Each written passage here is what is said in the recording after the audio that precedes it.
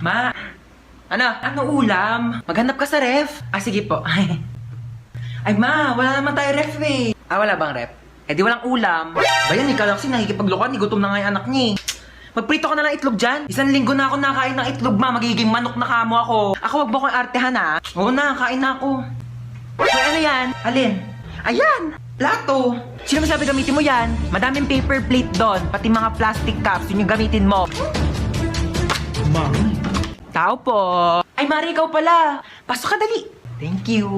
Ganda ng bahay niyo, Mari, ha? Upo ka muna dyan, Mari, ha? Magpapahanda ako ng merienda natin, ha? Nak! Ma, sino yan? May buwisita. Oo, bumili ka ng lechon manok. Meron akong pera, kunin mo doon sa Gucci kong wallet. Gucci wallet? Gucci yon. Tsaka wala kang wallet, ma. Ah, wala ba?